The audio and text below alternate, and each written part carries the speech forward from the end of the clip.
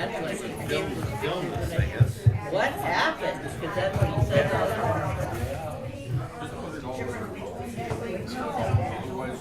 Don't know. Well, I don't think we'll be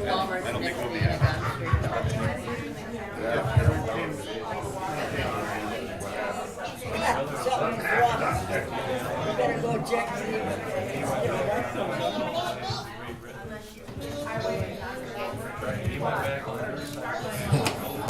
Milk. There's another one there, Josie.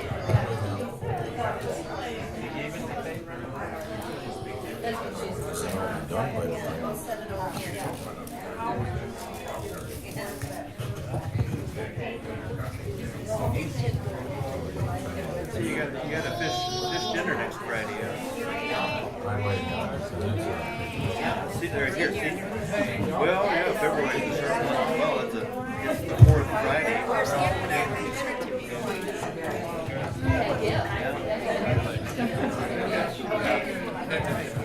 All right, I just wanted to introduce to you guys the comedian that's coming to bring you many laughs. I hope that you're very close to done eating. We don't want anybody to choke because, you know. And no throwing vegetables. No throwing anything either at the, I know. We got 2 tomatoes. They're little. How about rock? Don't puke, anyone.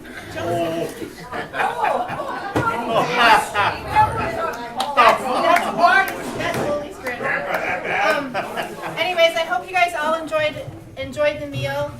We had to give thanks to Karen, Roland, and a lot of people at this table helped out also.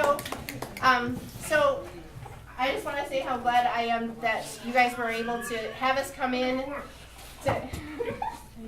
to help us, or let us help you guys out to give that to the community, because we know that you guys have all had a hand in the community, and we appreciate all of that. So it never ever goes unnoticed.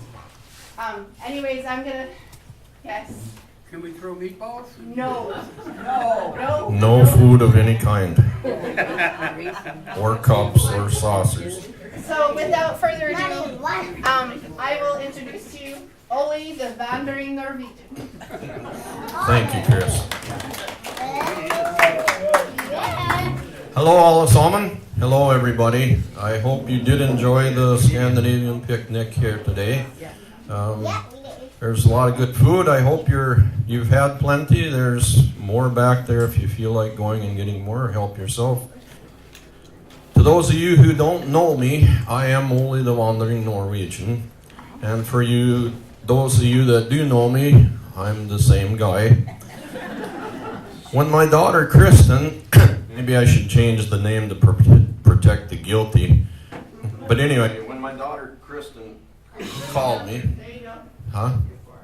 I'm not used to this fancy equipment. When my daughter Kristen called me and asked me to do this comedy thing, I was a little skittish. But then she said they really needed somebody who wasn't afraid to stand up and make a fool out of himself. And I thought to myself, yeepers, that's just the job for me. So anyway, sit back and relax and take a nap or something. And here's where your enjoyment level might go down just a notch or two. So anyway, I think since this is a Scandinavian, I'm going to talk about Scandinavians, and I might even include the Swedes. Do we have any out there today? Any Swedes? Oh boy. If things get going too fast, I'll slow down. No, I think Swedes are great people. I've even got 2 of them that are friends of mine. Just the other day I had to go over to my friend Delmer. He's a Swede. I had to console him and cheer him up a little bit. He was so sad. He'd flunked his driver's test when he opened the door to throw out the clutch. So anyway, I do have a trivia question for you. Norwegians have 3 positions for their caps. Does anybody know what they are? All right, it's off, on, and lock. So there you go. I live up the road a ways up in North Home, Minnesota, way up north there. We have maybe 200 people on a good day, but I like it there. It's good hunting and fishing, and we have a lot of bears up there. One time last summer we were having a party, and my friend Bjorn wanted to take a shortcut through the woods home, but he was worried about bears. So he asked me what he should do. He says, Ole, he says, what should I do if I get chased by a bear? I said, Bjorn, you run like heck. If the bear gets too close, reach behind you, grab a handful and throw it in his face. Bjorn said, a handful of what? I said, don't worry, it'll be there. I like to take sauna. Anybody here have a sauna or taken sauna? Yeah, they're great. Feels so good. Anyway, I built one out in the woods in the back of our place. And, one of the first times I went in there, I locked myself in the sauna.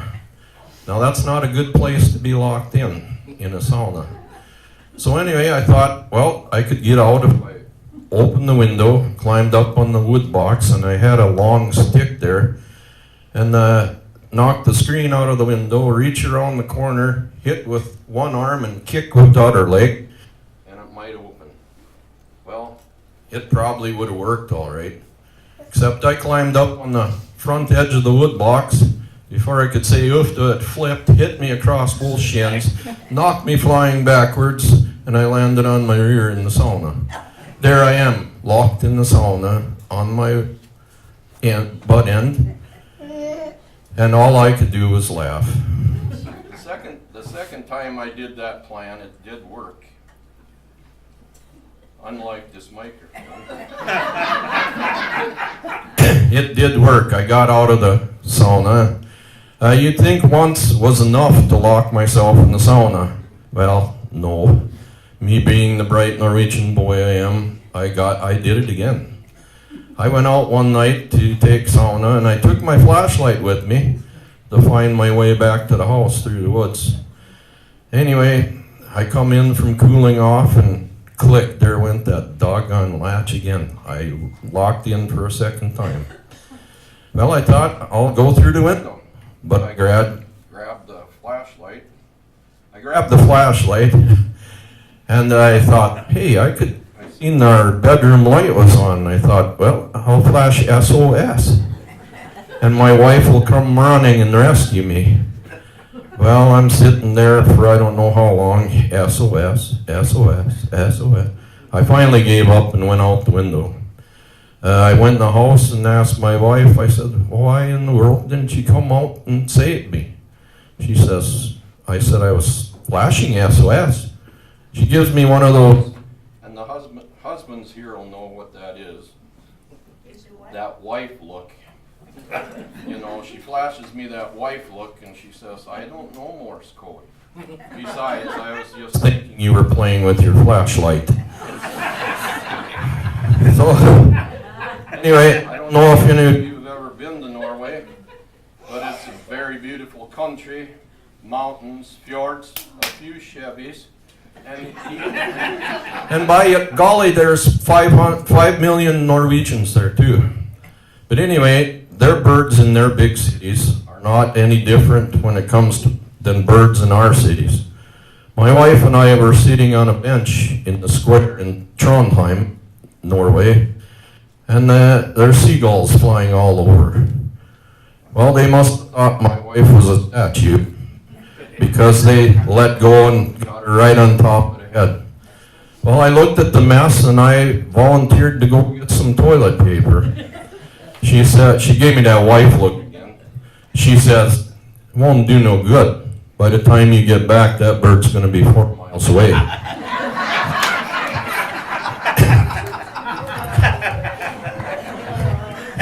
Scandinavians are also known as hard-working people. My friend Lars, he came to work one day with bandages on both ears. So I asked Lars, I said, Lars, what happened to your ears? Lars says, well, he says, last night I was ironing a shirt and my phone rang and I picked up the iron by mistake. And I said, well, what happened to the other ear? He says, well, I had to call the doctor. You know, we're not easily sold on things either, especially when it comes to spending money. My friend was being pestered by a radio salesman, trying to sell him a radio, and he was bragging how nice the radio was, and he said, you turn these two knobs here, you can get places like Chicago and New York. Wyman says, that's nothing, he says. He takes out his can of snooze, he says, I turn this lid and I get Copenhagen. Well, anyway, another thing that happens to all of us, even Scandinavians, is love and romance. Helga and Lars, they were driving around one Saturday night. They were out on a date, and I'll pause right here. I'm going to get a mic that works. It'll be 1 second. My technical advisor is going to. Just switch it Anyway, on. Lars and Helga were driving around one Saturday night on a date. You know, oh yeah, you gotta turn it on. That's what that switch is for. That's the difference between the Swede and the Norwegian. I know. But anyway, Lars and Helga were riding around on a date on Saturday night, and pretty soon Lars pulls his car over and he says to Helga, will you marry me? Well, Helga looks at him and smiles and says, yeah. So they continue driving around for 2 hours, and there wasn't another word said. Finally, Helga says, Lars, she says, you haven't said a thing for 2 hours. She said, don't you have anything to say? Lars says, I think I said way too much already. You know, husbands have always been accused of selective hearing, you know, tuning things out, especially our wives. That's probably why we get those wife looks, you know. But anyway, Ole and Lena were out driving around for a ride one day, and pretty soon a highway patrol pulls Ole over. And he walks up to the car and he says, sir, he says, do you realize your wife fell out 2 miles down the road? Ole, oh, thank you, officer. I thought I'd gone deaf. So anyway,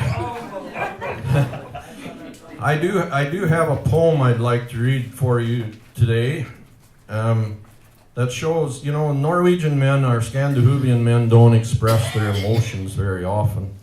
Maybe once in a while they might slip, and very softly you might hear, I love you. But then it's pretty well quiet for another year or two.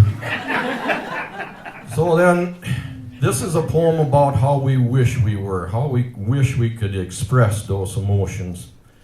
I'm going to dedicate this to my wife. She's in the red apron back there. So anyway, the poem is called Sitting Alongside Lena. You can have all your picture shows, your automobiles and radios, for I got something that beats those, just sitting alongside Lena. Maybe them debutantes is keen, and so nice to ride with in machine, but I would much rather I was seen, just sitting alongside Lena. For Lena is just the kind I like. She is so dainty, sweet, and quiet, that sometimes I stay up half the night, just sitting alongside Lena. For when I'm with Lena, I don't care whether it's warm or cold or fair, since I'm so blamed happy when I'm there, just sitting alongside Lena. I get so blue when I'm away, that all I do, night and day, is wish I could always, always stay, just sitting alongside Lena. And if she will someday be my wife, I'll build a house that's big and nice, and spend the whole blamed rest of my life just sitting alongside Lena.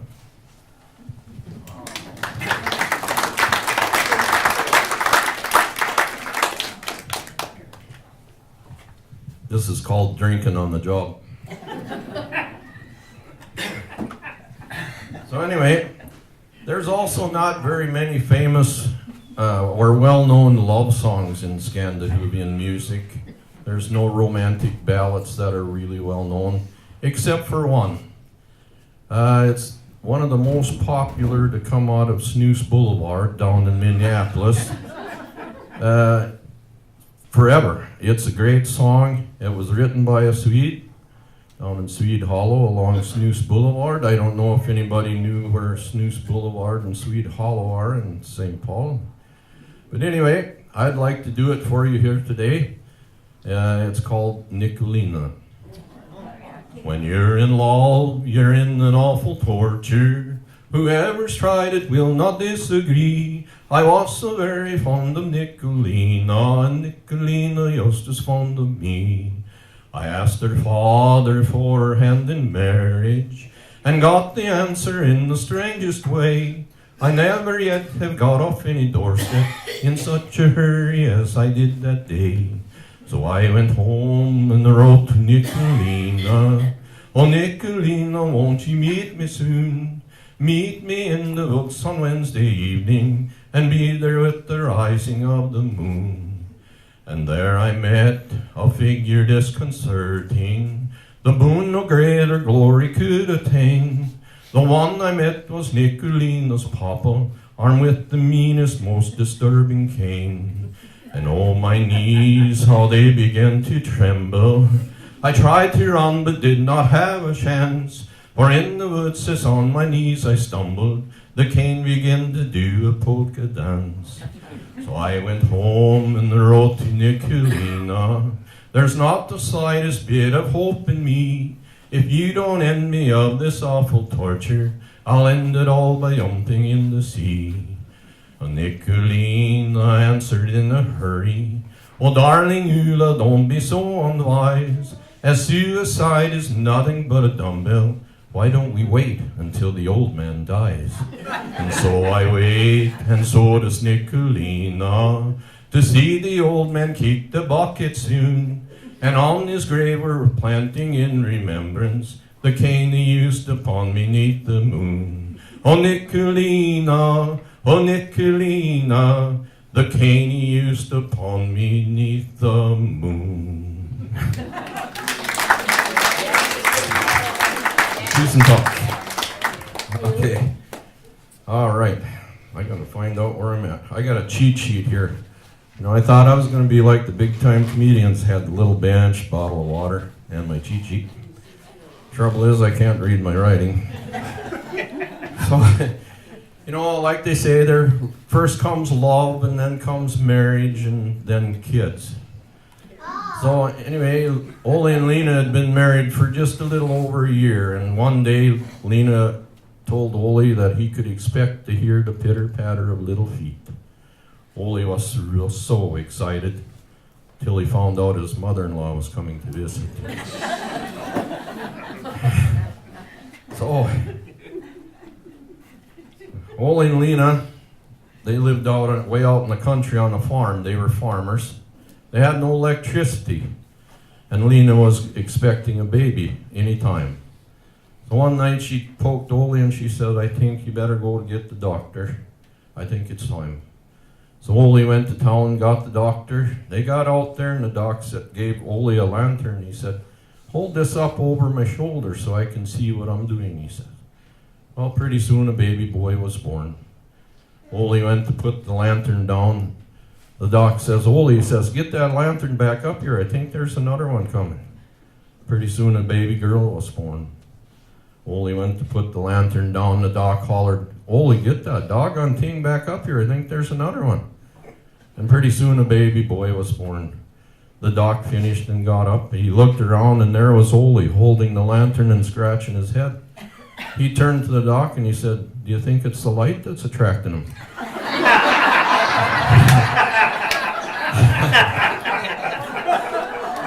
Oh, yeah. We got a family in our town, the Janssen family, and they built a big fancy house for their growing family. So they decided to throw a party for all the neighbors so they could see their fancy house.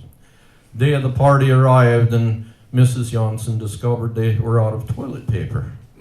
Well, she sent Mr. uptown to the store, but the store was closed. So Mrs. Johnson, being the clever woman she was, decided she'd cut up a few of her dress patterns, which were made of tissue paper. Well, the party was a big success. Everybody was talking about how fancy everything was. There was a group of ladies talking, and Mrs. Thorson said, yeah, she says, they are so fancy here. They even have fancy toilet paper, some marked front and some marked back.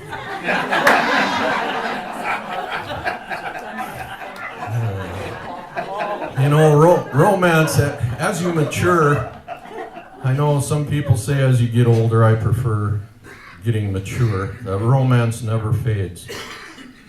Ole and Lena were sitting on the couch one night watching Wheel of Fortune. And Lena leaned over to Ole and she says, Ole, she says, do you remember when you used to nibble my ear? Ole gets up off the couch and starts to leave the room. And Lena says, Ole, where are you going? Ole says, to the bedroom to get my teeth.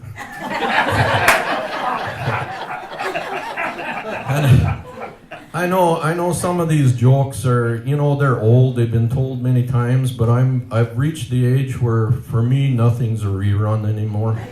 It's all brand new.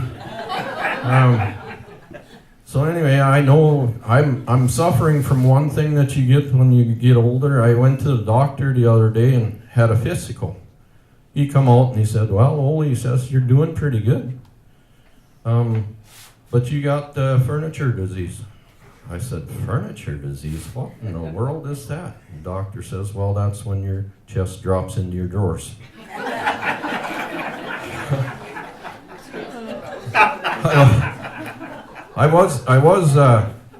I forgot one part of my routine already, but we're going back to it because I like it. And I'm doing the show, so. Anyway, before I come down, I was reading the newspaper, Aviser in Norwegian, and I found some interesting headlines.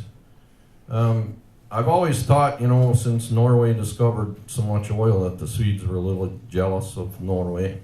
And I think this little headline proves it. Sweden has just bought 1,000 septic tanks, and when they learn how to drive them, they're going to invade Norway.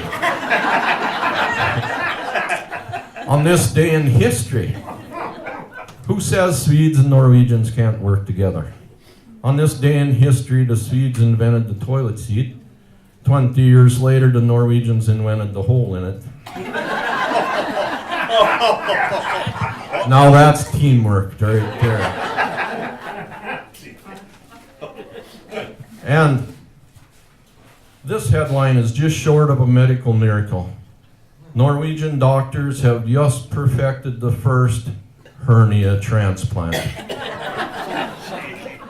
So I think that's enough headlines for that. Anyway, here's some signs that you can watch for and look for in case you're getting more mature. The glint in your eye is actually just the sun shining through your bifocals.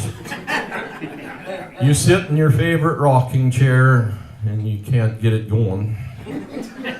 And that little gray-haired lady you helped across the street today is your wife. Olga, Hilda, and Lena were sitting around having coffee one day, and they were talking about some of the problems they were having, you know. And Hilda says, she says, I go to my refrigerator and I can't remember if I'm putting something in or taking something out. Olga says, that's nothing, she says. I go to the stairway and I can't remember if I am going up or just came down. Lena says, oofda, she says, I'm glad I don't have any of them problems. As she's knocking on wood, she gets up from the table, she says, oh, there's somebody at the door.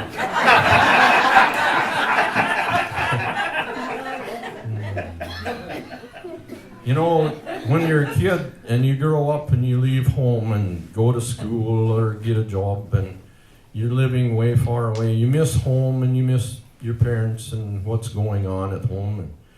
And I was the same way when I left home, and I got so excited when I get mail from home. And So I'd like to read you a letter my mother sent me many, many years ago. And I keep it right here next to my heart. Well, yeah, that reminds me of little Yanni. He just started school and they were practicing the Pledge of Allegiance. And the teacher turned around to see if all the kids, had their hand over their heart.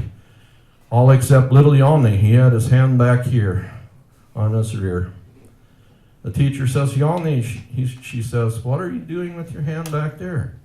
Well, teacher, he says, this must be where my heart is, because when Grandma comes to visit, she pats me there and says, bless your little heart.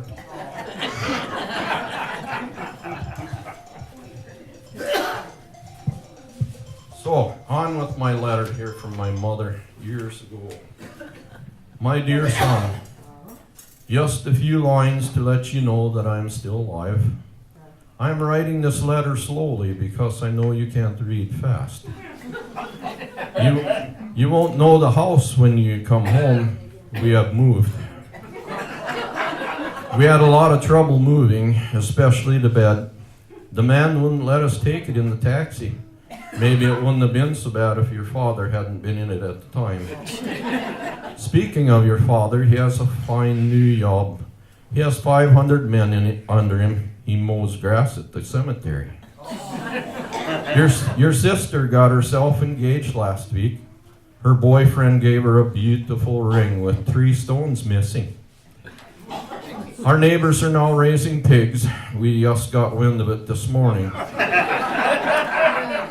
I suppose you didn't know I got my appendix out and a dishwasher put in. We found a wash machine in our new house, but it doesn't work so good. Last week I put in 4 shirts, pulled the chain, and we haven't seen the shirt since. Your sister Ingeborg had a baby yesterday. I haven't heard if it was a boy or girl, so I can't say yet if you were an aunt or an uncle. Uncle Torvald went to Minneapolis to work in a bloomer factory. We hear he is pulling down 75 a week. Your Aunt Katrina got a job in St. Paul working in a factory too. I'm sending her some clean underwear, as she has said she has been in the same shift since she got there. Your father didn't have too much to drink at Christmas. I put some castor oil in his whiskey and it kept him going till New Year's. I went to the doctor on Thursday. Your pa came with me. The doctor put a glass tube in my mouth and said to keep it shut for 10 minutes. Later on, your pa asked to buy it from him. It was so windy last week. On Monday, it was so windy, one of our chickens laid the same egg 4 times. I must close now. There's a big sale downtown and women's bloomers are half off. Your loving mother. P.S. I was going to send you $10, but I already sealed the envelope.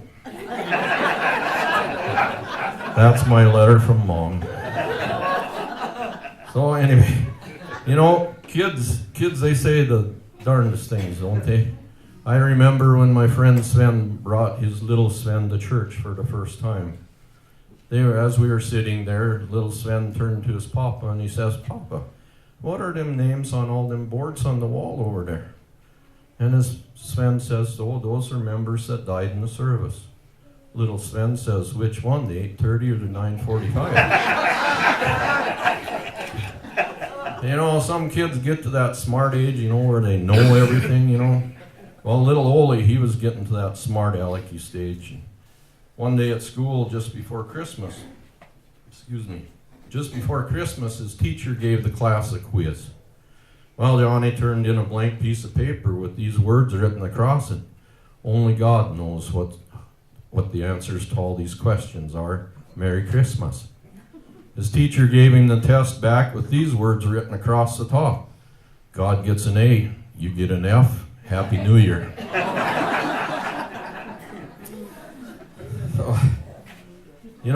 We've had a lot of good food here today. We've had lefse, potatoes, and kjøttkake, which is meatballs in Norwegian, sandbuckles, all good Scandinavian food, but I'd like to do a song for you about one of the most popular foods, especially during the holiday time for Norwegians and Norwegian Americans. I'm sure you might have guessed what it is, the cod that passeth all understanding, lutefisk. So I'd like to do my rendition of Ole lutefisk for you. Ole lutefisk, how fragrant your aroma. Ole lutefisk, you put me in a coma. You smell so strong, you look like glue.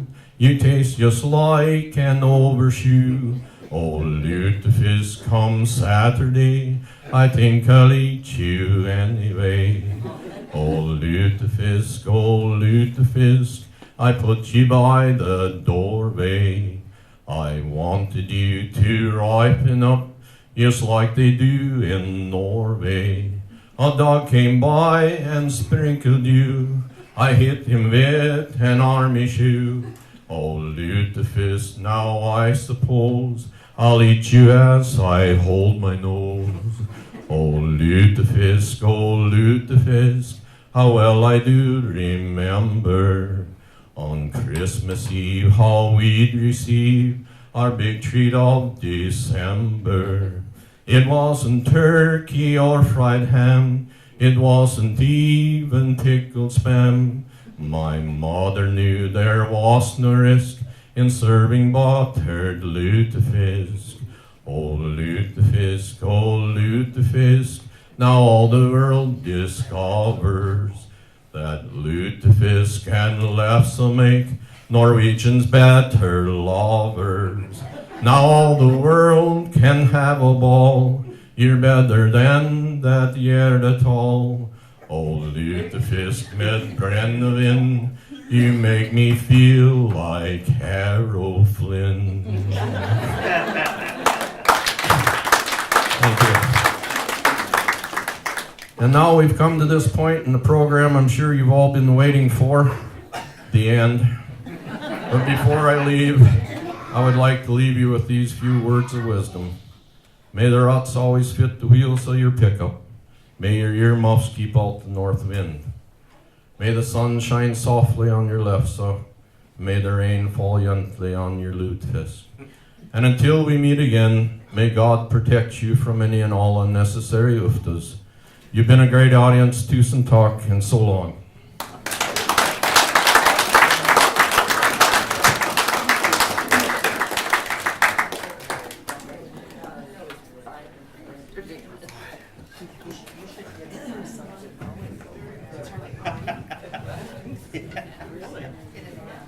Well, can we have another round of applause for Ole, our Norwegian? Thank you for being you. Believe me, he does this all the time. It's not just a routine, it's him. He does this all the time. You're not in a room without him, making a joke or you're laughing. So, anyways, I just want to once again just say how much we appreciate all of you. Even though we don't know all of you, I just want you to know that you're appreciated because everybody working together and coming together and fellowshipping together makes the world go round. So even if you're Norwegian, Swede, Finn, or Dane, or whatever you are, melting pot. So yeah, I just want to say another thank you to Karen. She's hiding in the kitchen again. And Miss Mary for her lovely piano music. If we could give her a round of applause. That lady's got it going on with her music. It's crazy. And Raymond and Diane for the coleslaw, and Harry and Barb for helping out with the potatoes and the gravy. That'll be one to remember. So, anyways, I hope that you guys all enjoy the rest of your day, and that you guys are just blessed. So, thank you. Thank you.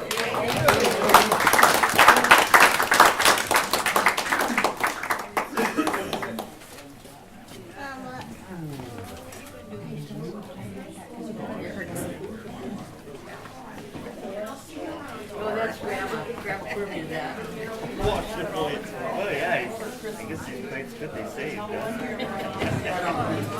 Grace and Easter. So she was getting old and we had all locked up.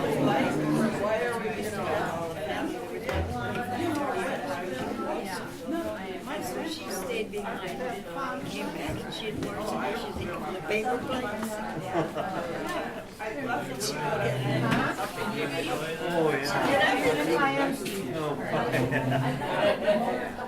You know how that goes when we get older.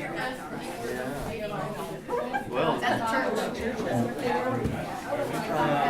He wasn't church, but I knew him back. yeah. Is this your dad? Yes, ma'am. It is.